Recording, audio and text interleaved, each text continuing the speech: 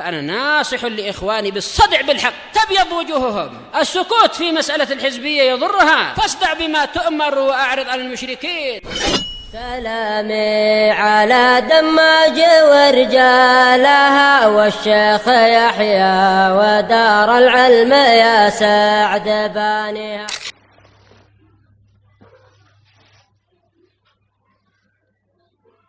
بسم الله الرحمن الرحيم. إن الحمد لله نحمده ونستعينه ونستغفره ونعوذ بالله من شرور أنفسنا ومن سيئات أعمالنا.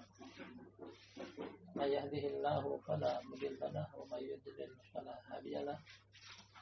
أشهد أن لا إله إلا الله وحده لا شريك له وأشهد أن محمدا عبده ورسوله صلى الله عليه وعلى آله وسلم تسليما كثيرا مزيدا. أما بعد، إخواني في الدين azani wa azakumullah, kita akan kembali mengkaji kajian dari kitab Al-Mabadi'ul Mufidah fi Tauhid wal Fiqh wal Aqidah. Fondasi-fondasi dasar yang bermanfaat dalam pengesahan Allah, pemahaman ibadah serta ideologi atau keyakinan. Sebuah tulisan milik Syekh Yahya Ibn Ali Al-Hajuri hafizahullah ta'ala. Walhamdulillah, pada beberapa pertemuan terakhir telah kita selesaikan dengan izin dari Allah Subhanahu wa taala pembahasan secara lengkap dan sempurna tentang gerakan-gerakan salat. Dan kita baca dari pembawaan sang penulis sendiri Syekh Yahya secara tertib urutan yang indah. Kemudian kita jabarkan dalam bentuk gerakan-gerakan salat secara terperinci, mulai dari rukun-rukun, wajib-wajib, sunnah-sunnah, bahkan masuk pembahasan juga yang makruh dan juga yang membatalkan. Kita akan ambil poin yang berikutnya, masih tersisa satu pembahasan terakhir baik kaitan dengan sholat. Setelah itu akan masuk bab-bab adab, akhlak, dan seterusnya. Langsung saja kita baca catatan penulis Syekh Yahya Ibn Ali Al-Hajuri hafizahullah ta'ala. At-Tsani wa Tsamanu, poinnya ke-82. At-Tsani wa Tsamanu.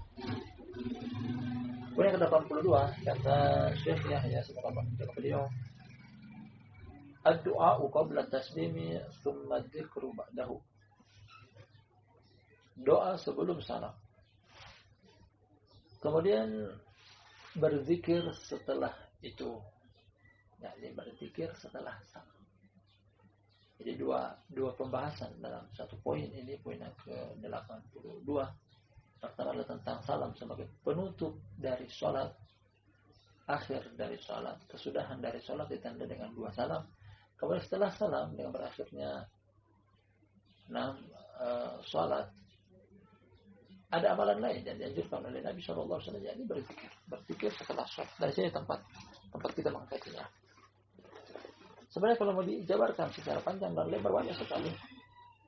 Karena ada beberapa variasi doa atau zikir atau wirid yang datang tentang zikir-zikir setelah sholat. Namun kita akan sebutkan nantinya juga setelah apa yang kita baca dari sang penulis bawakan kepada kita.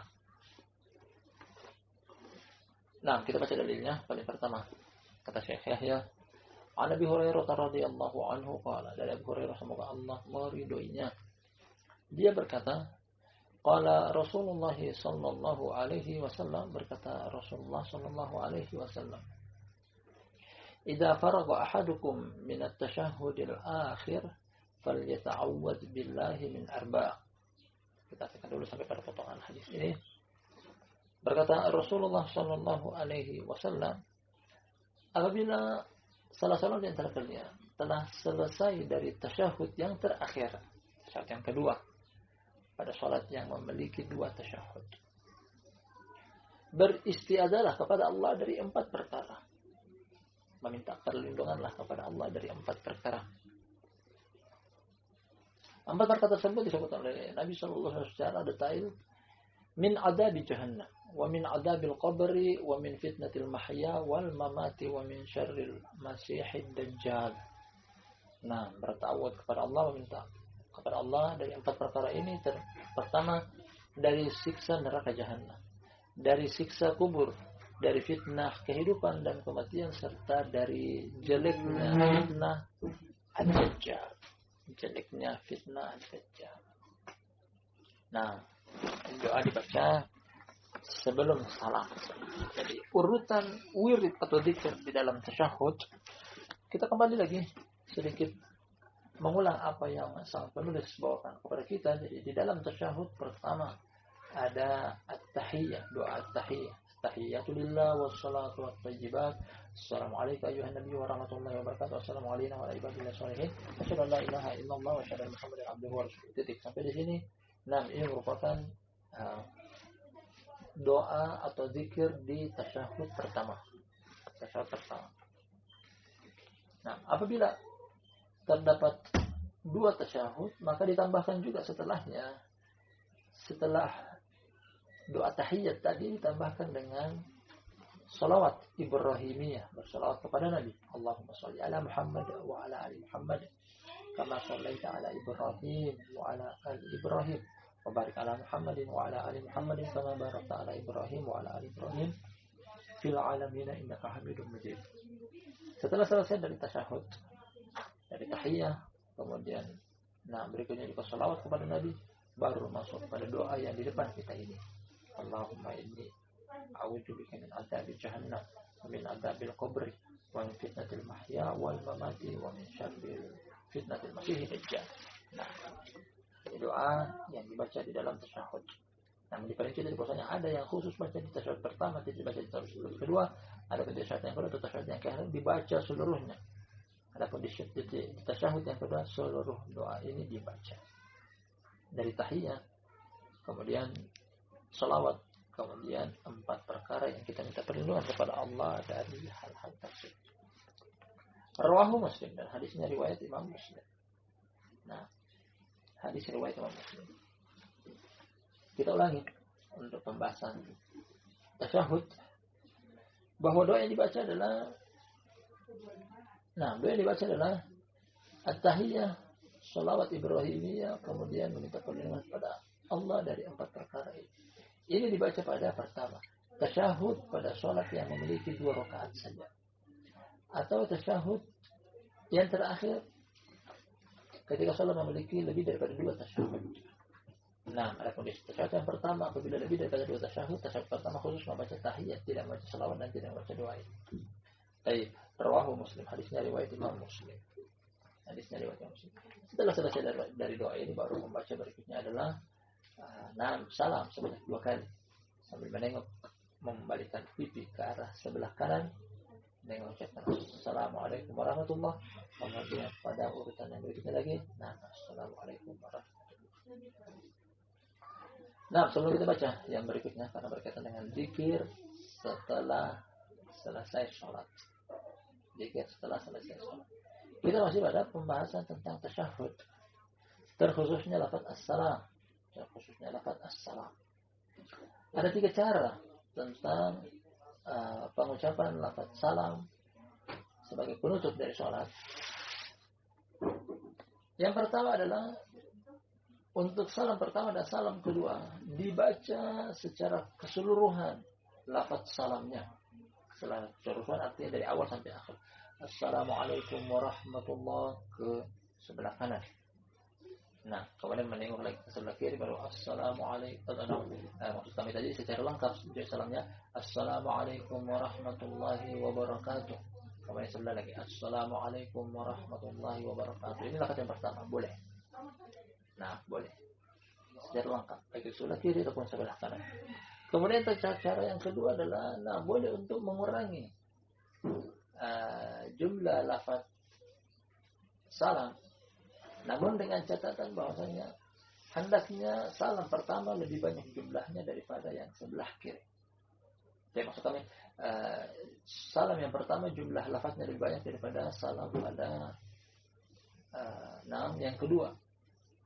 Artinya misalnya seseorang salam di lafaz yang pertama, salam pertama Assalamualaikum, kemudian yang kedua ditambahkan lebih daripada itu Assalamualaikum warahmatullahi wabarakatuh. Karena lafaz di salam yang pertama hendaknya lebih banyak jumlahnya daripada pada salam yang kedua, salam yang terakhir. Misalnya seseorang membaca salam pada salam yang pertama dengan salam yang lengkap Assalamualaikum warahmatullahi wabarakatuh. Yang kedua boleh dikurangi Assalamualaikum warahmatullahi Atau hanya pada lafaz Assalamualaikum warahmatullah pada lafaz yang pertama, kemudian salam yang kedua Assalamualaikum. Ini boleh. Baik itu disempurnakan secara keseluruhan dua-duanya, dua salam, atau dikurangi, tapi dikurangi hanya bagian kedua. Hendaknya bagian pertama lebih banyak. Salah dan keliru ketika melebihkan lafaz salam pada salam yang kedua, sedangkan lafaz yang pertama malah berkurang. Nah, ini tentang tata cara pengucapan salam dalam tasyahud. Alhamdulillah. Nah, kita baca yang berikutnya. Dalil yang kedua berkaitan dengan zikir setelah sholat. Zikir setelah sholat. Sebenarnya untuk lafaz beliau beda, bahkan lafaz zikir bisa juga berdoa. Nah, karena beda antara zikir dan berdoa. Berdoa bagian daripada zikir. Artinya zikir lebih umum daripada berdoa. Sebenarnya berdoa kepada Allah Subhanahu wa taala, dia mengingat Allah, dia berzikir kepada Allah. Tapi tidak setiap zikir dikatakan doa. Doa artinya kita memanjatkan, munajat, kebutuhan hajat kita kepada Allah, kita meminta, itu namanya doa. Jadi kalau zikir belum tentu doa. Namanya patut untuk dipahami. Jadi apa yang diucapkan setelah sholat selesai atau selepas sholat, selepas salam dari sholat, apakah hanya zikir saja atau boleh berdoa? Dua-duanya boleh. Dua-duanya boleh, berdoa dan berzikir. Namun yang diingkari adalah zikir secara jama'i atau doa secara jama'i setelah selesai sholat, berjamaah dipimpin oleh imam, mengikuti di belakang sambil mengucapkan amin amin. Nah, ini yang tidak dibenarkan. Berdoa masing-masing, berzikir masing-masing, tanpa perlu untuk mengeraskan suara, tanpa perlu untuk metode berjama'i dalam zikir ataupun doa selepas sholat. Masing-masing berdoa dengan doa yang dia butuhkan, masing-masing berzikir, masing-masing kita mampu untuk berzikir tanpa perlu untuk berjamaah. Nah, ini yang keliru dan salah. Kita baca. Wa Mu'adz bin Jabal radhiyallahu anhu anna Nabiy sallallahu alaihi wasallam akhadha bi yadihi wa qala. Dari Mu'adz bin Jabal, semoga Allah ridhonya, bahwa Nabi sallallahu alaihi wasallam beliau mengambil tanganku sambil beliau berkata. Nabi SAW menggenggam tangan Mu'adz bin Jabal. Ini bentuk tentang baiknya pergaulan dari beliau. Karena terlihat lebih akrab seorang itu, mungkin terlihat dekat, mesra dengan sahabatnya, temannya, saudaranya. Nah, terlihat kedekatannya akrab, mungkin saling berpelukan, saling rangkulan, pegangan tangan, duduk berdampingan. Dan inilah dakwah Nabi SAW yang diterima oleh seluruh sahabat. Nah, bahwasanya seperti ini.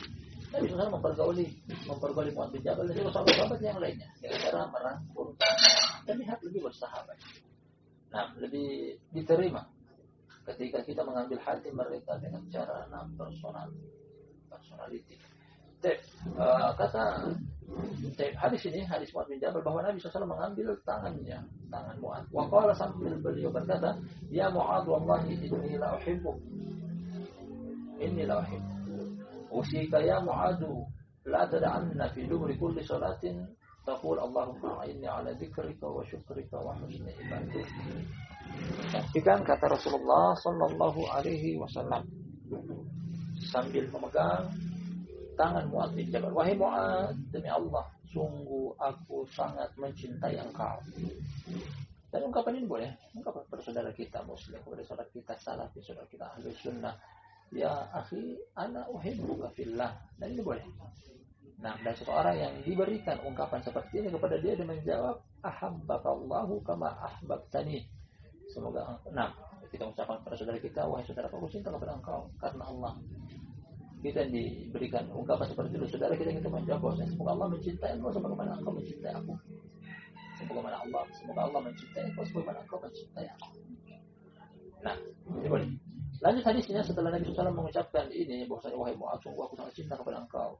Usika ya Mu'adz, aku mau wasiatkan kepada engkau, wahai Mu'adz, la tada'anna fi duburi kulli sholatin taqul, jangan sekali-kali engkau tinggalkan di akhir salat engkau, melainkan engkau mengucapkan Allahumma a'inni ala dzikrika wa syukrika wa husni ibadatik. Ya Allah, bantulah aku untuk berzikir kepada engkau, untuk bersyukur kepada engkau, untuk memperbaiki ibadahku kepada engkau. Subhanallah, doa yang agung.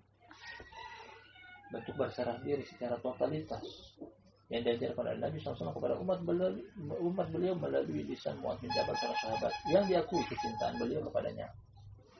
Allahumma inni ala dzikrika wa syukrika wa husni ibadatik. Ya Allah, bantulah aku untuk berzikir kepada Engkau, bersyukur kepada Engkau, dan memperbaiki ibadahku kepada Engkau.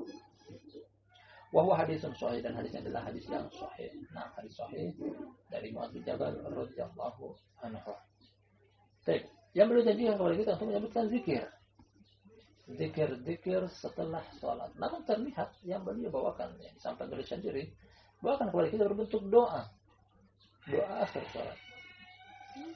Sebelum kita menyebutkan secara terperinci tentang zikir-zikir apa saja yang dianjurkan ketika membaca di dalam selesai sholat, kita kupas dulu hadis di depan kita ini. Nah, dalam lafaz hadis disebutkan duburi kulli sholat.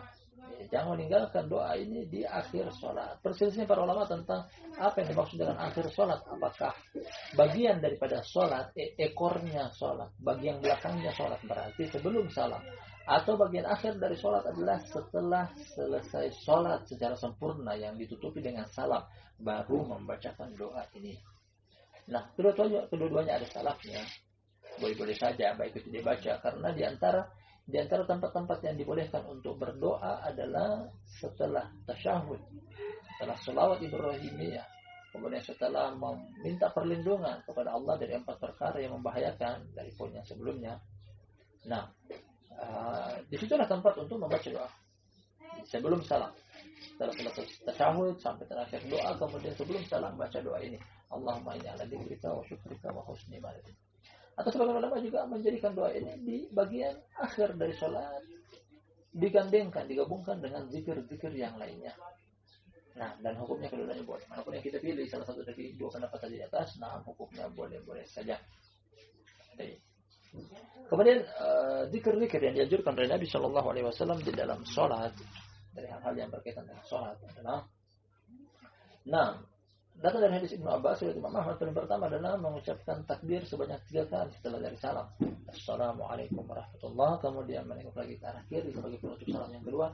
Assalamualaikum warahmatullahi. Kemudian mengucapkan takbir sebanyak 3 kali. Dan hadisnya dari sahabat Abdullah bin Abbas radhiyallahu anhu. Asli hadisnya dalam Sahih Muslim, namun secara terperinci datang dari riwayat Imam Ahmad. Nah, setelah takbir Allahu Akbar, Allahu Akbar, Allahu Akbar, kemudian disusul dengan juga istighfar sebanyak 3 kali. 3 kali itu yang dilakukan oleh Nabi Sallallahu Alaihi Wasallam. Astaghfirullah, astaghfirullah, astaghfirullah. Disusul dengan setelah takbir 3 kali, demikian juga beristighfar sebanyak 3 kali. Kemudian setelah itu ada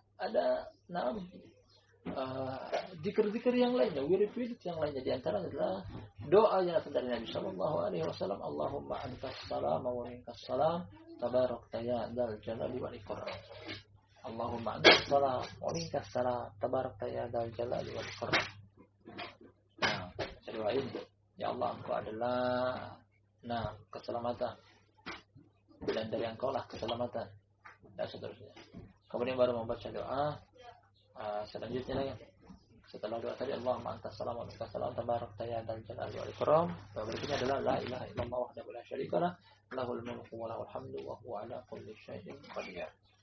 Disebutkan dalam riwayat bahwasanya ini dibaca hanya 1 kali dalam setiap sholat kecuali maghrib dan subuh, dibaca sebanyak 10 kali. Nah, sebanyak 10 kali. La ilaha illallah wahdahu la syarika lah, lahul mulku wa lahul hamdu wa huwa ala kulli syai'in qadir. Karena itu di antara deretan doa-doa pagi dan petang. Jadi seorang yang sholat subuh kemudian dia duduk berzikir kepada Allah, berarti itulah tempatnya doa pagi dan petang. Nah, setelah itu lanjutkan dengan bertakbir sebanyak 33 kali, bertahlil 33 kali, bertasbih 33 kali. Nah, kesemuanya 33 kali. Dan penutup lagi terakhir dengan Allahumma la mani alima afaita wa la mu'tiyah lima mana'ata wa la yanfa'u dzal jaddi minkal jadd. Nah, kemudian datang juga di antara zikir yang dibaca adalah surat ayat kursi setelah selesai sholat. Datang dalam lafaz hadis bahwasanya tidak ada seseorang itu akan masuk ke dalam surga Di antara hal-hal yang masukkan ke dalam surga adalah membaca. Tidak ada menghalangi antara dia dengan surga kecuali kematian setelah dia membaca ayat kursi di akhir salat dia. Kami mau berdoa dengan doa-doa yang umum, termasuk doa yang di depan kita ini. Kata Nabi SAW tadi telah kita terjemahkan di depan, bahwasanya doa ini dibaca di akhir salat. Di antara makna tentang akhir salat adalah selesai dari salat digabungkan dengan zikir-zikir yang ada. Nah, jadi boleh, kesimpulannya adalah boleh untuk berzikir dan yang dianjurkan boleh juga untuk berdoa sebagaimana hadis Mu'adz bin Jabal tadi yang telah kita baca dan terjemahkan. Terakhir kata penulis, wa huwa hadisun sahih, dan ini adalah hadis yang sahih. Dan ini adalah hadis yang sahih. Terakhir setelah selesai sholat, kemudian dengan zikir yang sudah ada serta doa, boleh sholat berdoa secara umum. Minta kebaikan dunia dan akhirat, minta diberikan ini dan itu yang bermanfaat oleh Allah, kemudian dijauhkan dari sesuatu yang sia-sia, membuang waktu yang tidak berguna, yang bisa mencelakai akhirat. Nah, untuk hal-hal tersebut semuanya boleh berzikir dan berdoa di akhir salat. Wallahu taala a'lam bishawab. Dengan berakhirnya poin ini berakhir juga pembahasan tentang sholat serta hal-hal yang berkaitan seputar sholat. Insyaallah pada pertemuan berikutnya mulai masuk dalam bab tentang akhlak dan adab, yang dimulai tentang adab-adab seorang muslim ketika tidur dan bangun dari tidurnya. Dan insyaallah kita akan ambil pada lain kesempatan. Barakallahu fikum jami'an. Ini yang sempat kita ambil pada pertemuan kita di sore hari yang berbarokah ini, mudah bermanfaat.